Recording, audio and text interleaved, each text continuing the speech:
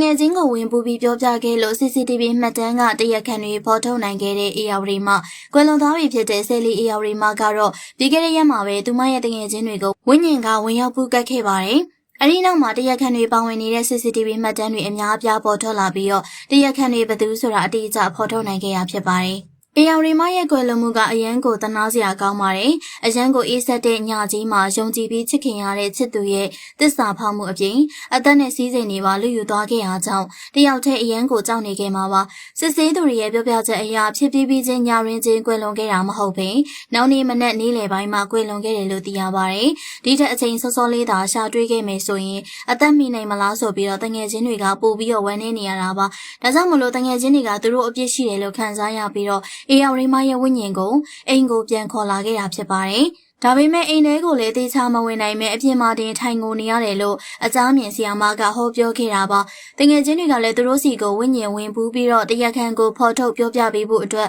တောင်းဆိုခဲ့ကြတာပါ။ဒါကြောင့်ပြီးခဲ့တဲ့ရက်မှာတော့ AR မကွယ်လွန်ခဲ့တဲ့နေရာကအပင်ကြီးရဲ့အောက်မှာတငယ်ချင်းတွေရောက်ရှိတဲ့အချိန်တယောက်ကိုဝိညာဉ်ဝင်ပူးခဲ့ပါတယ်။နောက်ပြီးတော့တရားခံကိုပြောဖို့စ조사ခဲ့ပေမဲ့တယောက်ရဲ့တားဆီးထားမှုတွေကြောင့်ပါဇက်ကနေဘလို့မှအတန်မထွက်နိုင်ခဲ့ပါဘူး။ဒီလိုဝင်ပူးနေတဲ့ပုံစံကိုကြည့်ရတာကပိုပြီးတော့တောင်မှဝမ်းနည်းစရာကောင်းနေပါတယ်။ဒါပေမဲ့တိုက်ဆိုင်စွာနဲ့ဒီလိုဝင်ရောက်ပူးကပ်ပြီးရဲ့နောက်မှာ CCTV မှတ်တမ်းတွေရှာဖွေတွေ့ရှိခဲ့တာပါ။မှတ်တမ်းတွေအရဆိုရင်တရားခံကတီဟာဆိုတဲ့လူတစ်ယောက်တည်းမဟုတ်ပဲသူ့ရဲ့အကိုဆိုတဲ့လူပါနေတာကိုတွေ့ရပါတယ်။နှစ်ယောက်ကပူးပေါင်းကြံစီထားပြီးတော့ရိုးသားဖြူစင်တဲ့ AR မကိုလှည့်စားခဲ့ရပါ။တောက်စင်ရစားစရာတွေဝယ်ယူပြီးဟိုတယ်ကိုလည်းအတူသွားခဲ့တယ်လို့သိရပါတယ်။ဒါပေမဲ့ဘယ်ကနေဘလို့ခြံဝင်းတွေကအပင်ကြီးအောက်ကိုရောက်သွားတယ်တော့မသိပါဘူး။မှတ်တမ်းတွေကတော့ဟိုတယ်ရှေ့ဝင်းကျင်တစ်ဝိုက်ကိုပဲတွေ့ရပါတယ်။ AR မကိုဘယ်လိုမျိုးလှုပ်ရက်လှုပ်သွားသလဲဆိုတာကိုတော့သိချမမြင်ရပေမဲ့အခင်းဖြစ်ချိန်မှာအတူရှိခဲ့တဲ့တရားခံတွေရဲ့မျက်နှာကိုတော့တိတိကျကျမြင်လိုက်ရပါပြီ။အရင်ကလိုဓာတ်ပုံလေးတွေမဟုတ်ဘဲ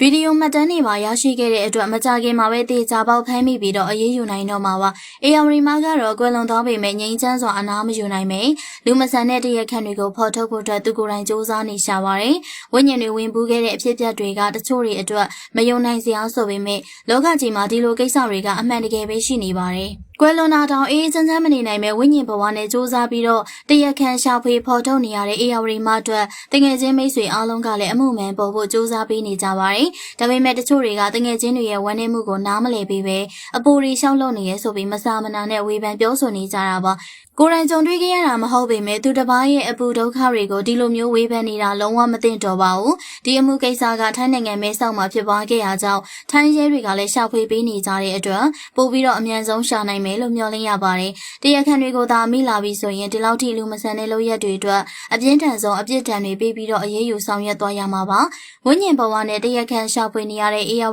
မနဲ့ CCTV မှတ်တမ်းတွေကနေရတဲ့တရားခံတွေအပေါ်မှာပရိသတ်ကြီးတို့ရဲ့အမြင်ကိုမှတ်ချက်ပေးခဲ့ပါအောင်နော်။ကြည့်ရှုပေးတဲ့အတွက်အားလုံးကိုကျေးဇူးတင်ပါတယ်ရှင်။